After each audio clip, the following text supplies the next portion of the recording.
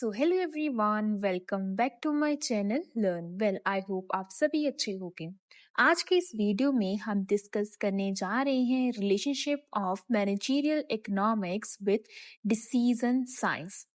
Video start करने से पहले अगर आप इस चैनल पर नए हो या फिर आपने अभी तक मेरे चैनल लर्न वेल को सब्सक्राइब नहीं किया है तो जल्दी जाके इसे सब्सक्राइब कर लीजिए and don't forget to press the bell icon ताकि आपको फ्यूचर वीडियोस का अपडेट टाइमली मिलता रहे। तो चलिए आज की वीडियो स्टार्ट करते हैं विदाउट वेस्टिंग एनी टाइम। अब एक इम्पॉर्टेंट क्वेश्चन है जो एग्जाम में बेसिकली पूछा जाता है, वो क्या है? मैनेजरियल इकोनॉमिक्स का डिसीजन साइंस से क्या रिलेशनशिप है। सबसे पहले समझते हैं डिसीजन साइंस होता क्या है। डिसीजन साइंस एक ऐसा सब्जेक्ट है जो मैनेजर्स को साइंटिफिक और क्वांटिटेटिव मेथड की हेल्प से डिसीजन लेना सिखाता है। इसमें मैथमेटिक्स और स्टैटिस्टिक्स का यूज होता है। डिसीजन साइंस के इम्पोर्टेंट टूल्स होते हैं जैसे कि linear programming, game theory, probability, decision tree. ये टूल्स डिफिकल्ट बिजनेस प्रॉब्लम को सॉल्व करने में हेल्प करते हैं। आप देखते हैं relationship between managerial economics and decision science. Managerial economics और डिसीजन साइंस एक दूसरे के कॉम्प्लीमेंट्री सब्जेक्ट है। दोनों मिलकर मैनेजर्स को बेटर डिसीजन लेने में हेल्प करते हैं।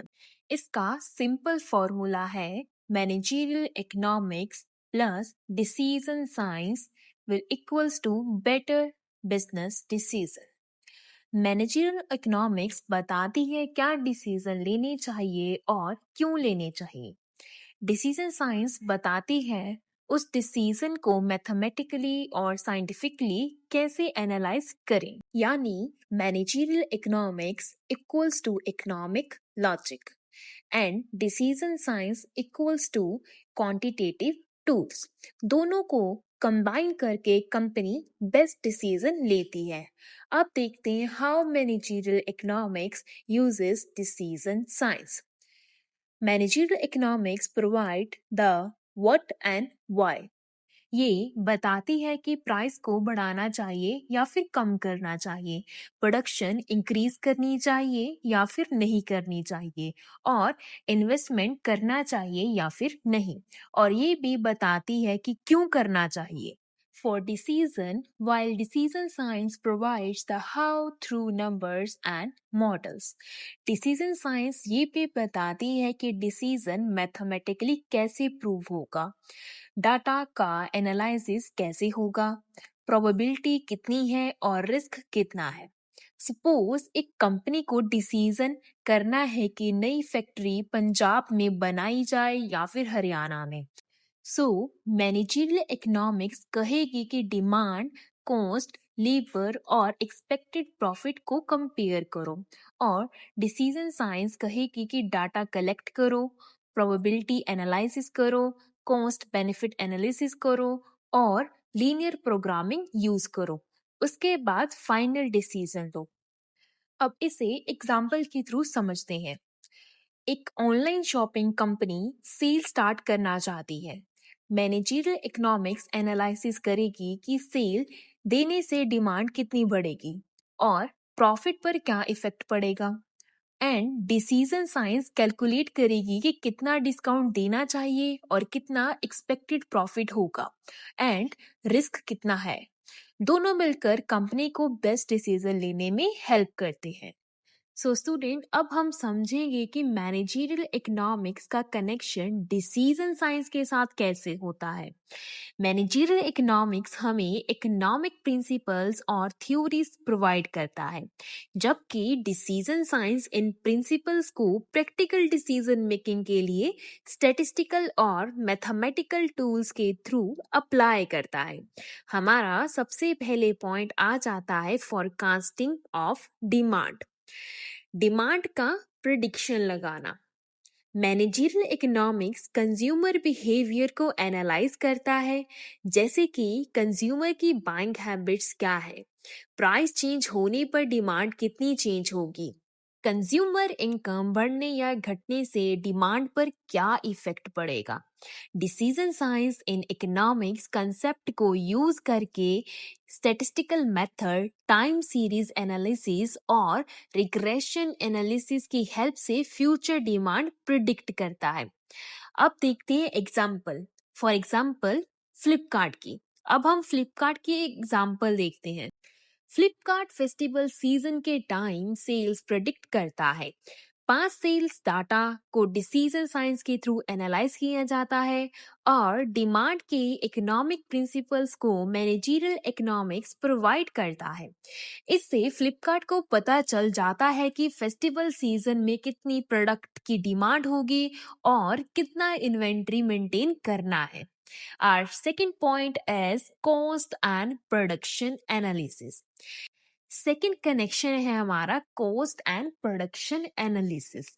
मैनेजरियल इकोनॉमिक्स कंपनी के कॉस्ट स्ट्रक्चर को इवेल्युएट करता है और ये डिसाइड करता है कि प्रोडक्शन के लिए कौन सा इनपुट का कॉम्बिनेशन सबसे एफिशिएंट होगा, जैसे raw material, labour, electricity and machinery. Decision science यहाँ लीनियर प्रोग्रामिंग का यूज करता है ताकि कंपनी को सबसे कॉस्ट इफेक्टिव इनपुट कॉम्बिनेशन मिल सके। For example, a cement plant deciding the mix of coal, labor and electricity to minimize the production cost. एक cement plant को डिसाइड करना है कि कोल कितना यूज करें, लेबर कितना एम्प्लॉय करें और इलेक्ट्रिसिटी का कितना कंजम्पशन हो। मैनेजरियल इकोनॉमिक्स कॉस्ट और प्रोडक्शन एफिशिएंसी को एनालाइज करेगा, जबकि डिसीजन साइंस मैथमेटिकल मॉडल्स के थ्रू मिनिमम कॉस्ट वाला बेस्ट कॉम्बिनेशन फाइंड करेगा। थर्ड इंपॉर्टेंट एरिया है pricing decision. Managerial economics pricing decision में हेल्प करता है by considering market structure, demand elasticity and competition level. Decision science optimisation और probability model के use करके ऐसा प्राइसिंग स्ट्रेटजीज बनाता है जिससे कंपनी मैक्सिमम प्रॉफिट अर्न कर सके। For example, Uber uses dynamic pricing model to adjust fares based on demand forecasting. Uber dynamic pricing model का यूज करता है। जब डिमांड ज्यादा होती है तो फेयर्स इंक्रीज हो जाते हैं और जब डिमांड कम होती है तो फेयर्स रिड्यूस हो जाते हैं। इस डिसीजन में डिमांड फोरकास्टिंग और प्राइसिंग मॉडल का यूज होता है। Our second point is pricing decision. Using elasticity of demand to set competitive prices. Company demand elasticity को समझकर competitive prices सेट करती है। अगर कंज्यूमर प्राइस सेंसिटिव है तो कंपनी को प्राइस केयरफुली डिसाइड करना होता है। थर्ड है product launch and market segmentation. Managerial economics company को आइडेंटिफाई करने में हेल्प करता है कि कौन सा कंज्यूमर सेगमेंट प्रॉफिटेबल है। For example, Coca Cola India. Coca Cola ने रूरल मार्केट को एनालाइज किया। रूरल कंज्यूमर प्राइस सेंसिटिव थे और मैनेजरियल इकोनॉमिक्स ने डिमांड इलास्टिसिटी एनालाइज की। डिसीजन क्या हुआ? कंपनी ने ₹20 का 250 ml छोटा कोक इंट्रोड्यूस किया, जबकि लार्ज बोतल के प्राइसेस सेम रखे। इस आउटकम क्या निकला? रूरल सेल इंक्रीज हुई, मार्केट शेयर इंप्रूव हुआ और प्रॉफिटेबिलिटी इंक्रीज हुई। थर्ड पॉइंट है हमारा financial management. Financial management focuses on investment, financing and profit planning. Financial management का मेन फोकस होता है इन्वेस्टमेंट डिसीजन पर, फाइनेंसिंग डिसीजन पर और प्रॉफिट प्लानिंग पर। मैनेजरियल इकोनॉमिक्स फाइनेंस डिसीजन को लॉजिकल और प्रॉफिटेबल बनाने में हेल्प करता है। अब देखते हैं role of managerial economics in finance. सबसे पहला पॉइंट है हमारा कैपिटल बजटिंग। कैपिटल बजटिंग का मतलब है कि कंपनी को डिसाइड करना होता है कि किस इन्वेस्टमेंट प्रोजेक्ट में पैसा लगाना प्रॉफिटेबल होगा। Managerial economics cost benefit analysis के through best investment option select करने में हेल्प करता है। सेकंड पॉइंट है हमारा profit planning. Managerial economics future revenue forecast करता है, ब्रेक इवन पॉइंट एनालाइज करता है और प्रॉफिट प्लानिंग में हेल्प करता है। थर्ड पॉइंट है हमारा risk and return analysis.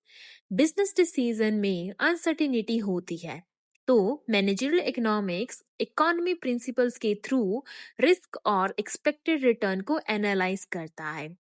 For example, Infosys AI services centre investment.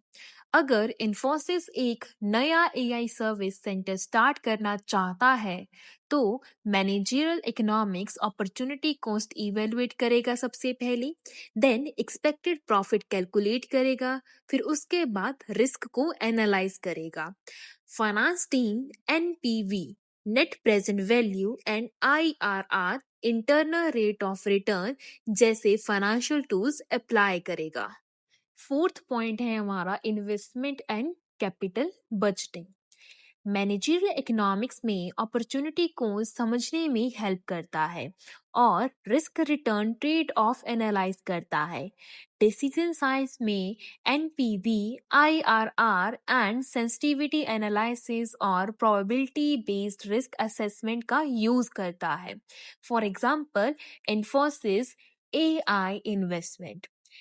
Infosys AI services में इन्वेस्टमेंट करने से पहले इकोनॉमिक लॉजिक और क्वांटिटेटिव टूल्स दोनों का यूज करता है ताकि प्रोजेक्ट की फिजिबिलिटी चेक हो सके।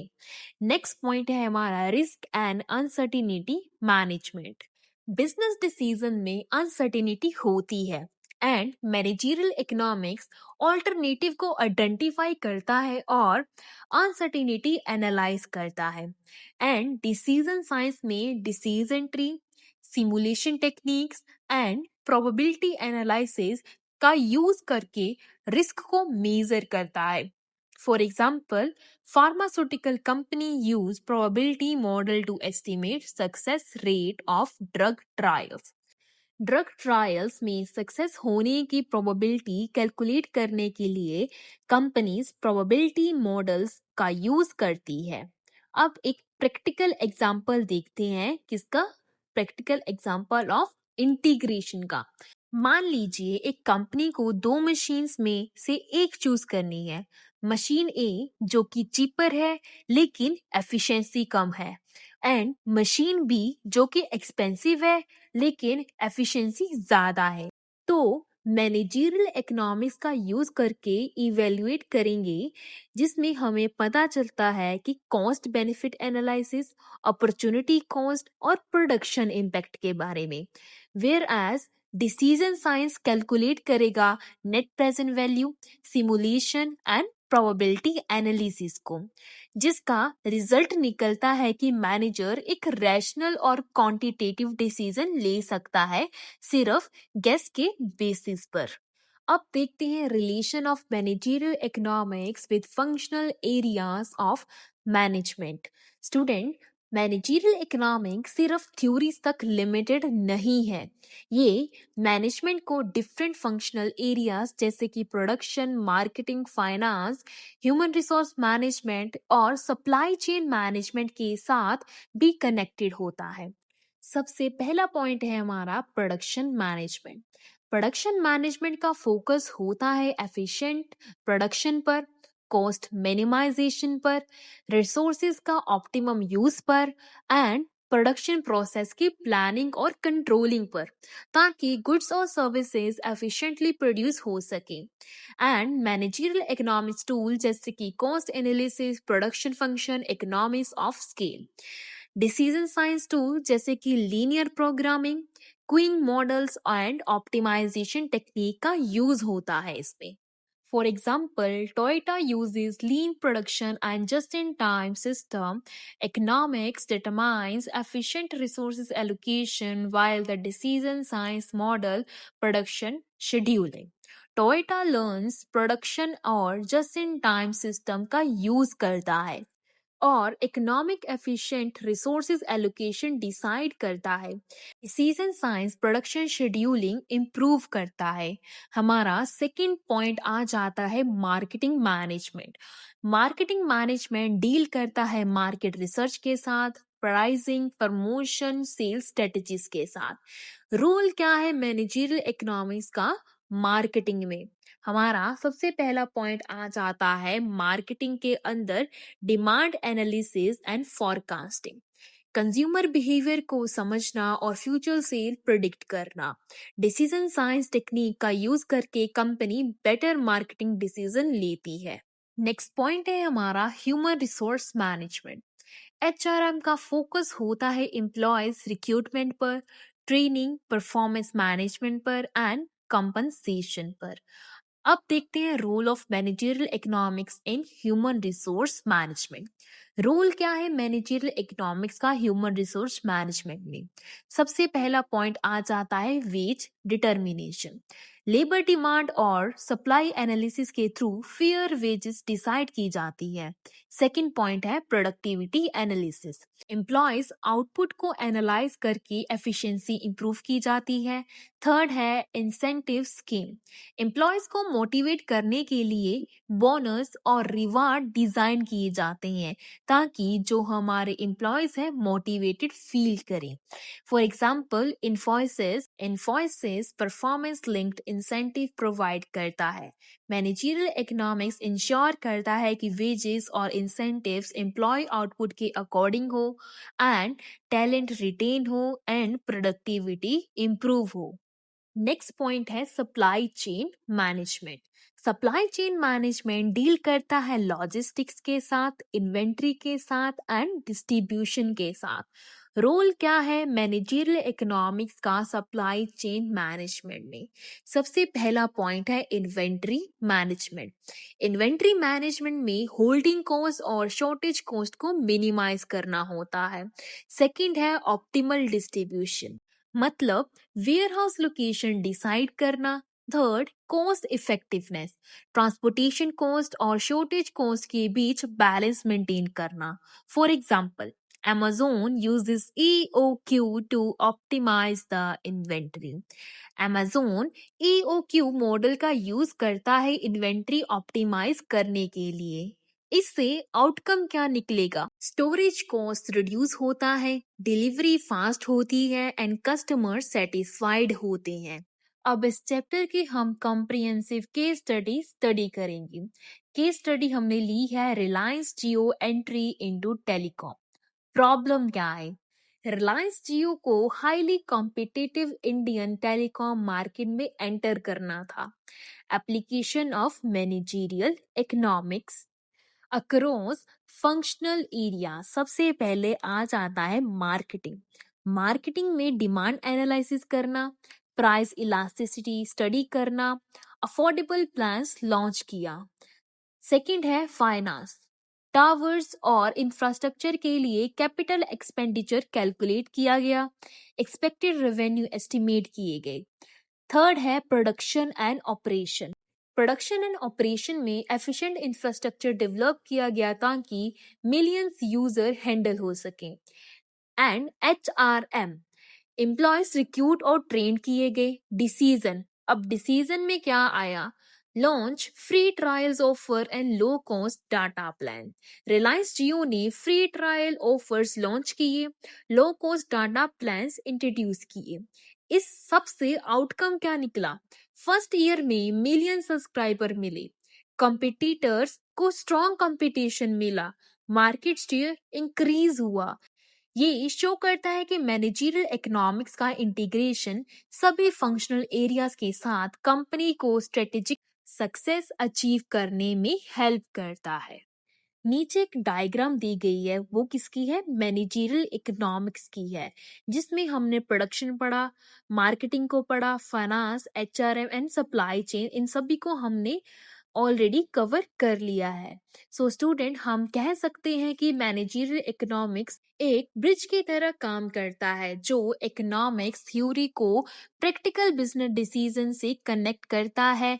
डिसीजन साइंस के क्वांटिटेटिव टूल्स के साथ मिलकर ये मैनेजर्स को बेटर, लॉजिकल और प्रॉफिटेबल डिसीजन लेने में हेल्प करता है। सो स्टूडेंट, ये था आज का पूरा टॉपिक। आई होप आपको सारा टॉपिक बिल्कुल समझ आ गया होगा। अगर आपको ये वीडियो अच्छी लगी हो तो इसे लाइक कर देना, ज़्यादा से ज़्यादा अपने दोस्तों के साथ शेयर कर देना ताकि उनकी भी हेल्प हो सके। एंड अगर आपने अभी तक मेरे चैनल लर्न वेल को सब्सक्राइब नहीं किया है तो जल्दी जाके इसे सब्सक्राइब भी कर लेना। मिलते हैं नेक्स्ट वीडियो में एक नए टॉपिक के साथ। Until then, keep learning, keep growing only with Learn Well.